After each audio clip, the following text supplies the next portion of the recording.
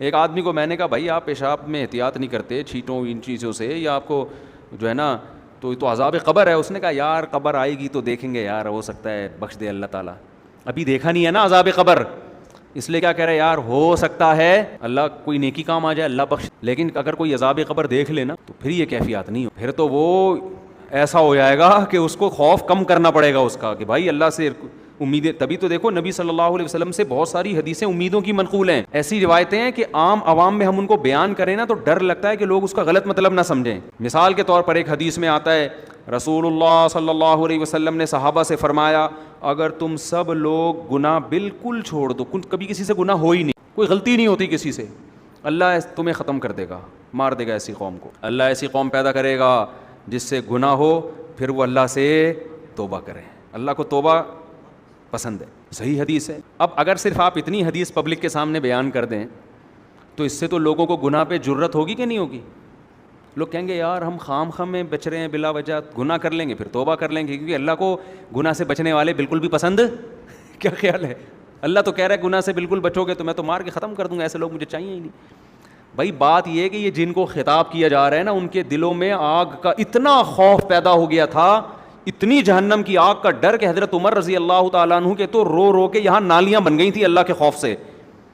یہ لوگ آپ کے سامنے بیٹھے تھے، اتنا خوف کا غلبہ تھا حضرت عمر میں، وہ کہتے تھے کہ قیامت کے دن اللہ مجھے جنت نہ دے، بس میرے گناہ معاف کر دے میری نیکیوں کے بدلے، تو بس مجھے یہ بھی قبول ہے، مجھے ڈر ہے کہ میں پکڑا نہ جاؤں کہیں. حضرت ابو بکر پہ ایسا خوف کا غلبہ، گھاس کا تنکا اٹھا کے کہتے کاش میں گھاس کا تنکا ہوتا، میں مٹی ہوتا، انسان نہ بنتا تاکہ حساب نہ ہوتا. ایسا ان کے دماغوں پہ ایک حساب کتاب کا خوف مسلط تھا. لیکن یہ کیفیت ان کی بھی ہر وقت نہیں ہوتی تھی، تو ایسے لوگوں سے امکان تھا کہ کوئی چھوٹا موٹا گناہ ہو جائے. تو جب ہو جاتا پھر وہ کیفیت بحال ہوتی تو ان کو خوف کا بہت غلبہ، اتنا خوف کہ اس سے انسان عمل میں پیچھے، مایوسی پیدا ہونے لگتی ہے کہ یار ہم تو نیک بن ہی نہیں سکتے، چھوڑو جنت میں جانے کی. جیسے ایک آدمی کو پتا ہے میں کامیاب ہو ہی نہیں سکتا تو وہ امتحان کی تیاری کرنا چھوڑ دیتا ہے. تو ایسے لوگوں کو کیا کہا جاتا ہے؟ بیٹا کوئی بات نہیں، اس دفعہ ترقی پاس ہو گئے، اگلی دفعہ کراچی میں تو یہ تسلیوں پہ ہی چل رہا ہے سارا سیٹ اپ نا. بیٹا کوئی بات نہیں، اس دفعہ نمبروں سے رہ گئے. اب ایک پڑھنے والا قابل بچہ ہے، آپ کو پتہ ہے محنت کر رہا ہے، سی اے کے پیپر دے رہا ہے، سی اے کے پیپر فرسٹ پہلی دفعہ میں نہیں ہوتا، اس میں فیل ہوتے ہوتے ہی انسان پہنچتا ہے. تو پہلا پیپر دیا اس میں نمبر کم آ گئے، 2 نمبروں سے رہ گیا، تو باپ عقل مند ہوگا کیا کہے گا؟ کوئی بات نہیں بیٹا، شروع میں نہیں کہے گا کہ بیٹا فیل ہو جانا کوئی بات نہیں، اگلے میں محنت، شروع میں تو کہے گا بیٹا پاس ہونا ہے تو نے. اب دیکھ لیا بیٹا محنت کر رہا ہے پھر بھی فیل ہو گیا، تو باپ عقل مند کیا کہے گا؟ کوئی بات نہیں بیٹا، یہ تو سی اے کا پیپر ہے، اس میں تو پہلی دفعہ اگر کوئی پاس ہو جائے تو ایب نارمل ہونے کی علامت ہے یہ صحیح ہے نا. ہاں اس کا مطلب اس کا دنیا میں پڑھائی کے علاوہ کوئی کام ہی نہیں ہے. جو نارمل لوگ ہوتے ہیں نا وہ فیل ہو کے آگے جاتے ہیں. میں بتا دوں آپ کو، میں جب میٹرک میں آتا نا، میٹرک تک ہم لوگ بڑے اچھے نمبر آتے تھے. میرے بھائی نے کہا یہ پاس ہونے کا شوق صرف میٹرک تک ہی ہوتا ہے، فرسٹ ایئر سیکنڈ ایئر سے بندہ فیل ہونا شروع. واقعی پھر الحمدللہ اللہ نے بڑا نوازا. فرسٹ ایئر میں 2-3 پیپر مشکل تھے، ہم نے چھوڑ دیا کہ سیکنڈ ایئر میں دیں گے، اس کو اکٹھے دے دیں گے. تو اور ذہین لوگ مشکل سے ہی پاس ہوتے ہیں، یہ بھی میں آپ کو بتا دوں، ان کا دماغ ادھر ادھر چلتا بہت ہے. لڑکیاں جو پڑھائی میں اتنی آگے ہیں نا، یہ ذہین ہونے کی علامت نہیں ہے، یہ ان کی فکر کیا ہوتی ہے، وہ محدود ہوتی ہے نا. ان کو پڑھائی ہے تو پڑھائی. آدمی کے پاس تو اتنے مسئلے ہیں، وہ چھوڑو بھی کیا کیا مسئلے آپ لوگ کے، وہ تو گھومتا رہتا ہے اس کا دماغ. وہ اگر خود پڑھ رہا ہوگا اور کوئی اس کی کلاس فیلو شوق سے پڑھ رہی ہوگی تو اس کو پڑھتی بھی زیادہ اچھی لگ رہی ہوگی کتاب کی نسبت. کہہ رہے یار سبحان اللہ، اصل تو یہ ہے، ٹھیک ہے نا. اس کا دماغ ایک جگہ ٹکتا نہیں ہے، پھر سوچتا ہے، پھر وہ سیاسی حالات اور پھر بہت سارے آدمی کے دماغ میں نا چیزیں بھری ہوئی ہوتی ہیں. پڑھائی میں نمبر لانے والے 2 قسم کے لوگ ہوتے ہیں، یا تو بہت محنتی ذہین یا بہت بے وقوف. یا تو بہت ہی محنتی ہو نا وہ بھی چلے جاتے ہیں، یا میں نے پڑھائی بہت بے وقوف لوگوں کو دیکھا کہ نمبر اچھے آ رہے ہوتے ہیں رٹے لگا کے. درمیانی طبقہ تو تھوڑا سا اس میں دماغ ہونا، وہ پھر بہت مشکل سے پڑھائی، وہ ٹکتا ہی نہیں ایک جگہ.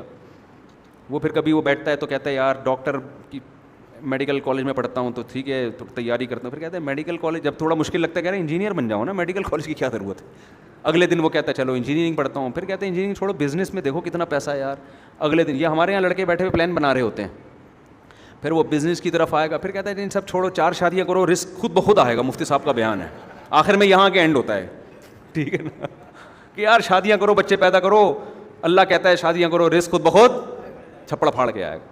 تو پھر وہ کسی کام کا رہا ہی نہیں, تو دماغ اس کا گھومتا ہے. تو میں کیا بات کر رہا تھا, کہاں سے کہاں اتنی باتیں منتشر ہو رہی ہیں. نہیں وہ تو چل رہا تھا, یہ مثالیں یہاں کہاں سے آئیں. میں یہ عرض کر رہا تھا کہ دو جذبے ہوتے ہیں نا انسان میں جو اس کو موٹیویٹ کرتے ہیں. نہیں یہ مثالیں یہاں کہاں سے آنا شروع ہو گئیں. ہاں میں عرض کر رہا تھا کہ دیکھو نبی صلی اللہ علیہ وسلم نے کن صحابہ کو یہ حدیث بتائی. میں سی اے کی مثال دے رہا تھا کہ یار ایک پیپر رہ گیا تو باپ کیا کہتا ہے کہ بیٹا یہ تو سب کے رہ ہی جاتا ہے, یہ تو سب کا رہتا ہے, کوئی بات نہیں اگلے میں ٹرائی کر لینا. تو صحابہ کی حالت یہ تھی کہ وہ گناہ کو, حضرت عبداللہ بن عباس کہتے ہیں ہم نبی کے دور میں کوئی کسی سے گناہ ہو جاتا نا تو ہمیں ایسا لگتا تھا جیسے کوئی پہاڑ ہے ہمارے اوپر گرنے والا ہے, ایسا اللہ کا خوف ہوتا تھا. آپ خود دیکھو نا, ایک صحابی سے زنا ہوا, نبی سے آ کے کہہ رہے ہیں کہ مجھے رجم کریں, پتھر مار کے ہلاک کریں. نبی نے ان کو نکال دیا اپنی محفل سے کہ جاؤ, بتا دیا گویا بزبان حال کہ توبہ کرو بس اللہ سے. تسلی نہیں ہو رہی, دوبارہ آئے, یا رسول اللہ آپ مجھ پہ حد جاری کریں. عورت بھی ایسا کر رہی ہے, عورت کا دل تو بہت کمزور ہوتا ہے, وہ تو پتھر مارنا اس کے لیے مشکل ہے. وہ یہ منظر نہیں دیکھ سکتی کہ لوگ کسی کو پتھر مار رہے ہوں, اور وہ نبی کے پاس صحابی آ رہی ہیں, یا رسول اللہ مجھ سے زنا ہو گیا, آپ مجھ کو رجم کریں. نبی نے ان کو بھیج دیا واپس, جاؤ, یعنی اشارہ کر دیا کہ بھئی اللہ سے توبہ کرو. دوبارہ آئیں, چوتھی بار آئیں تو نبی نے کہا کہ تمہیں حمل ہے, واپس چلی جاؤ. وہ اگر دوبارہ نہ آتی نبی ان کے پیچھے کسی کو نہیں بھیجتے. کتنا خوف, بچہ جن لیا, بچہ لے کر آئیں, یا رسول اللہ اب اس کی جان ضائع نہیں ہوگی کیونکہ بچے کا کیا قصور تھا, آپ مجھے رجم کریں. نبی نے فرمایا اگر تمہیں رجم کر دیا تو اس بچہ تو ماں کے بغیر یہ اس کی تو تربیت ہی نہیں ہو سکے گی, یہ تو روٹی پانی کا محتاج ہے. دوبارہ چلی گئی, 7 سال کا بچہ ہوا نا روٹی کھانے کے قابل. کتنا ڈھیلے کیا نبی نے ان کو کہ یہ واپس نہ آئیں. وہ واپس آئیں, بچے کے ہاتھ میں روٹی کا ٹکڑا کہ یہ خود کھاتا ہے اب. تو پھر ان کو رجم کیا, جنازہ پڑھایا نبی نے. حضرت عمر نے عرض کیا یا رسول اللہ ایک عورت نے زنا کیا, آپ جنازہ پڑھا رہے ہیں.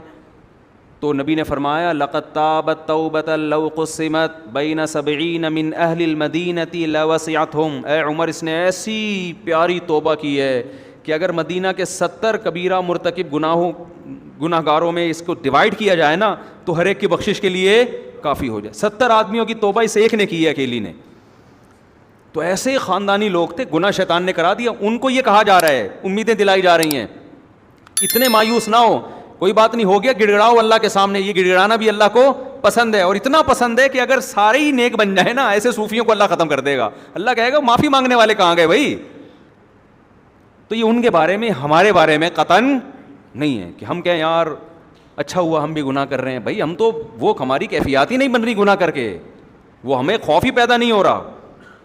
تو میں جلدی سے اصل بات کی طرف آتا ہوں کہ بھائی صرف ایمان کافی نہیں ہے, وہ کیفیات بنانا ضروری ہیں. تبھی تو قرآن کہتا ہے اذا تلیت علیہم آیاتہ, ایمان والے وہ ہیں جب ان کے سامنے ہماری آیات تلاوت کی جاتی ہیں, وجلت قلوبہم, ان کے دل دہل جاتے ہیں.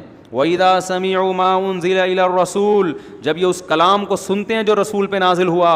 تَرَىٰ أَعْيُنَهُمْ تَفِيضُ مِنَ الدَّمْ, اے نبی آپ دیکھتے ہیں ان کی آنکھوں سے آنسو بہنا شروع ہو جاتے ہیں. یہ وہ کیفیات تھیں جو صحابہ کی بنتی تھیں. آج ہمارے دل کیا ہو گئے, خشک.